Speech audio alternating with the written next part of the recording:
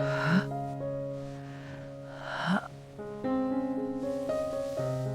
am 99 years old, and I am dying.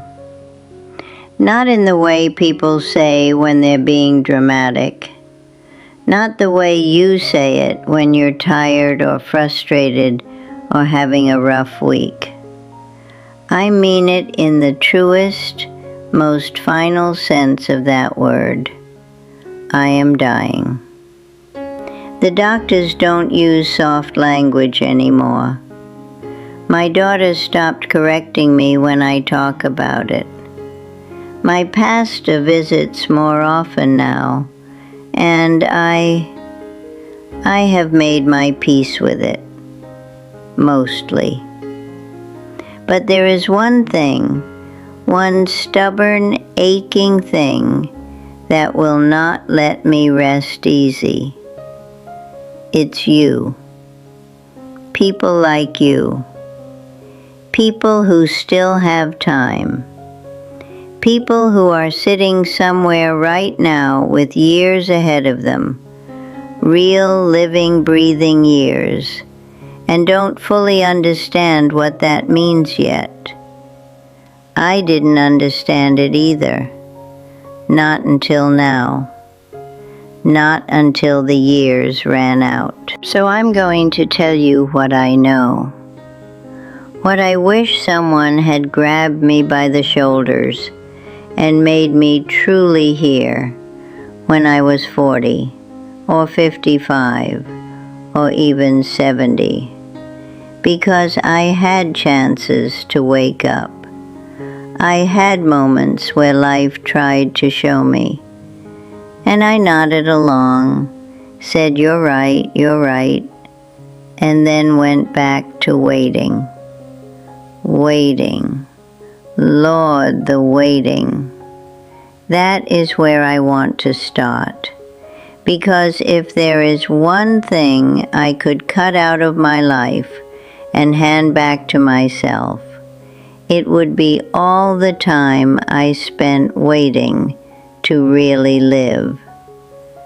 I grew up in a small town in Georgia, peach trees in the backyard, a mama who hummed hymns while she cooked, and a daddy who worked harder than any man I ever knew. We didn't have much, but we had each other, and for a long time, that felt like enough. I married at 24, Harold, Lord Harold, stubborn as a mule, soft as cotton on the inside. He passed 17 years ago, and not a single day goes by that I don't think about him. We had 4 children, buried one of them, our second boy, Thomas. That's the kind of grief that doesn't leave you. It just changes shape over time. I've lived through things that would make your hair stand up, and things so beautiful they made me forget to breathe. And now, at 99, lying here in this bed that smells like lavender because my granddaughter sprays it every morning because she knows I love it, I can see my whole life like a map laid out in front of me, and I can see very clearly where I went wrong. The first thing I want to warn you about is this. You believe there is always more time. You feel it right now, don't you? Even as you're watching me, some part of you is thinking, this is sad, this is moving, but this isn't me. I'm not 99. I have time. I know that feeling. I lived inside that feeling for decades. At 35, I had a dream of opening a little flower shop. I loved flowers. I knew arrangements. I had a good eye. I had a neighbor willing to rent me space cheap. But I thought, not yet. The children are young. Later, when things settle down. Later never came. The children grew up, but then there were grandchildren, and then Harold got sick, and then I got older, and the flower shop stayed a dream I carried around in my chest, like a smooth, pretty stone I never put down, but never did anything with either. I am 99 years old, and I never opened that flower shop. That is not a tragedy. I have had a rich life, but it is a truth, and I want you to hear it as a truth, not a comfort. The life you are postponing is not waiting patiently for you. It is not sitting in a box with a bow on it, ready for when you finally decide the time is right. It is slipping past you, right now, today, while you make reasonable excuses that feel completely justified. There will always be a reason to wait. Always. The bills, the kids, the job, the fear, the timing. There is always a reason. And each reason feels legitimate when you're inside it. But I am on the outside of it now. I can see all of it from here. And I am telling you, don't wait. Whatever it is you have been putting off, the trip, the conversation, the forgiveness, the leap, stop waiting to feel ready. You will not feel ready. Ready is a feeling that comes after you move, not before. The second thing I want to warn you about is harder to say. Most of your life you have been performing for an audience that wasn't really watching. Oh, I know that sounds harsh, but stay with me. I spent years, worried about what people thought of me. What the neighbors thought when I hung my laundry. What the women at church thought about my casserole. What my in-laws thought about the way I raised my children. What strangers thought when I walked into a room. I made myself smaller to stay safe. I swallowed opinions. I wore the right thing. I said the careful thing. I shrunk and smoothed and shaped myself to fit what I imagined other people expected of me. And then, somewhere in my 70s, I started losing friends to illness and old age. And you know what I noticed at every single funeral? Nobody talked about whether she worried about the right things. Nobody said, thank goodness she was always so careful about what people thought. They talked about her laugh, her stubbornness, her strange habit of collecting ceramic frogs, her big, loud opinions at the dinner table, the specific and peculiar and real parts of her, the very parts people spend their whole lives trying to hide, were the parts being celebrated at the end. I wasted so much energy managing an impression that no one was keeping score on anyway. Everyone was too busy managing their own impression to judge mine. We were all performing for each other, and none of us were really watching. Live like yourself, the real one, the one you only let out when no one's looking, because I promise you, that's the one people will remember. The third thing I need to tell you is the one that surprised me most when I finally understood it. Comfort is not your friend. Now, I don't mean rest. Rest is holy. I don't mean peace. Peace is a gift. I mean the kind of comfort that whispers to you, "Stay here. It's safe here. Don't risk it. Don't try. Don't reach." That kind of comfort is a thief, and it is a quiet one. That's what makes it so dangerous. When life knocks you down, and it surely will, you feel it. Failure is loud. Heartbreak is loud. Loss is loud. You know when those things are happening to you. You can grieve them, fight them, grow from them. But comfort? Comfort just sits beside you and holds your hand and says there's no need to rush.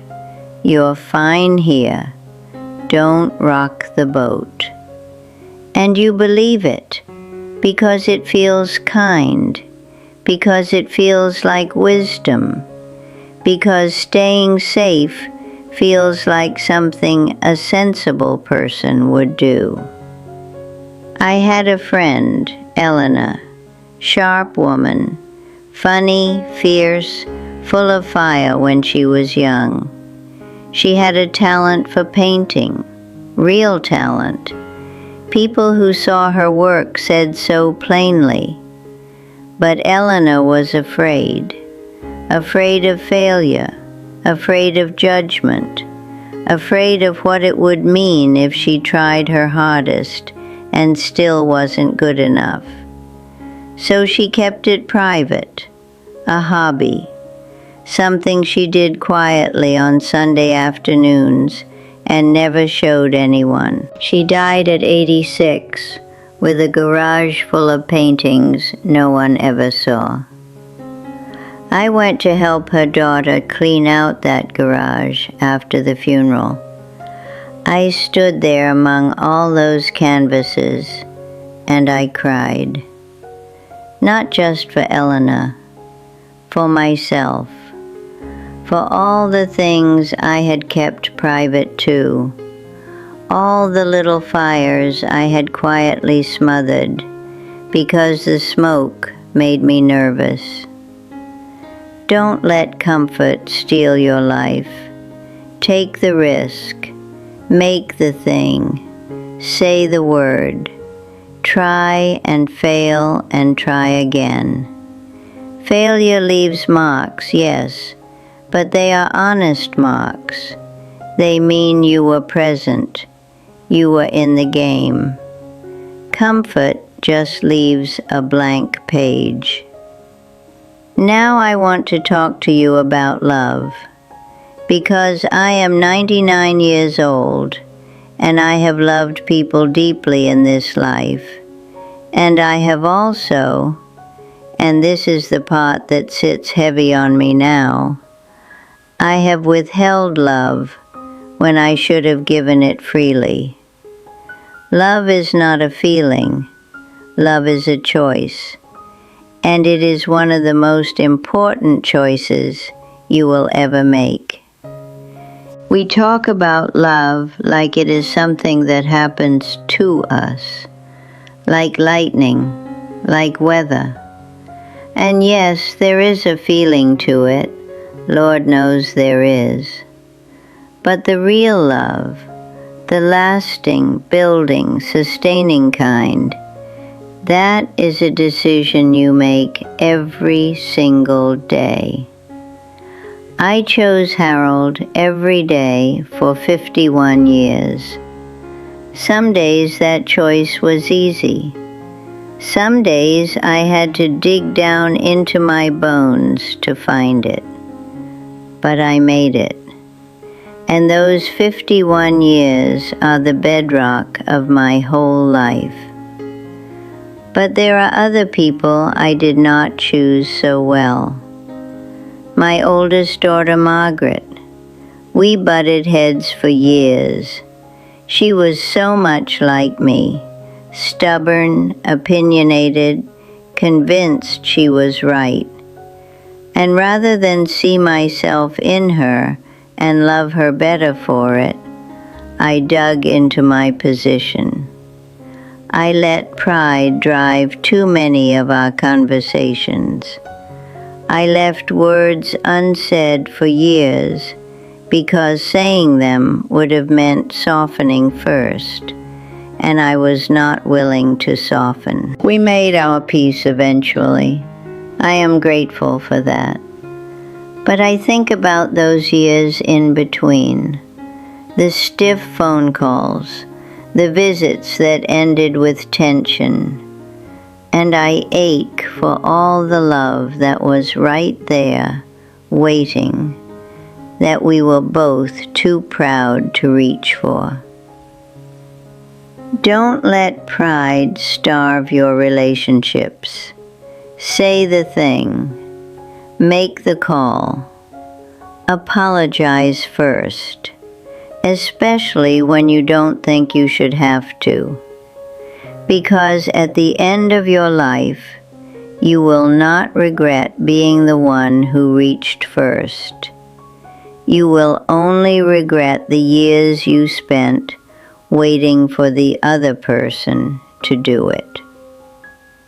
And that brings me to what I believe is the deepest truth I have ever come to understand. The ego will cost you everything if you let it. Pride. Oh, pride. Pride will stop you from apologizing, from asking for help, from saying, I was wrong, from saying, I love you first, from trying something new where you might look foolish, from admitting you're struggling, from accepting grace when it's offered. Pride tells you that these small surrenders are weaknesses. But I am here to tell you, from the far end of a very long life, that every single act of ego I held on to cost me something real.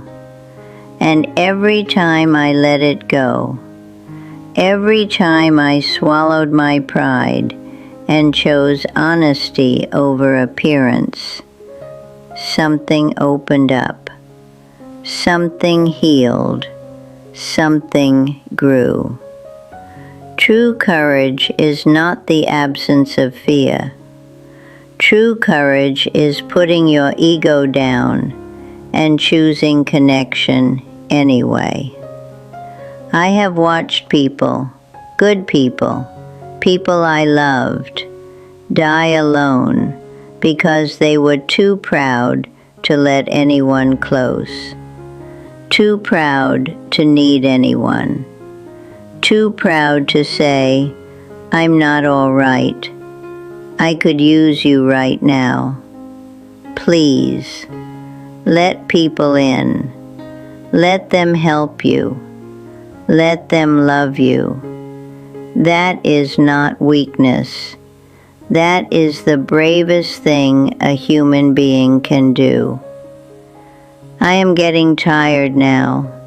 My hands are heavy. But I need you to hear the last thing. Today is not a small day. I know it might feel small, ordinary. The same coffee, the same routine, the same worries circling the same thoughts. But I am 99 years old, and I am telling you, from right here, right now, this bed, this window, this thin January light coming through the curtain, today is everything. You have it, right now, the whole, full, irreplaceable gift of a living day. Stop waiting to feel worthy of your own life. Stop postponing joy until the conditions are perfect. Stop shrinking. Stop performing. Stop holding back the love you have inside you like it might run out. It won't run out, but your time will. I am not afraid of dying. I have lived. I have loved. I have made my peace. But I am afraid, truly afraid, that you will watch this, feel something stir in your chest, wipe your eyes, and then go back to waiting. Please don't. Not for me. For yourself. Live today like you finally believe you deserve it. Love today like you understand how short this is. Say the thing. Make the call. Open the door. Take the step. Because one day, not yet, God willing, not yet, but one day, you will lie somewhere like I am lying now. And the only question that will matter is whether you truly lived. Make sure your answer is yes. My name is Crystal. I am 99 years old, and that is everything I have left to give. If this reached something inside you today, something real, leave a word in the comments, just one word. And if you know someone who needs to hear this, please share it. It might be the thing they needed today. God bless you, every one of you.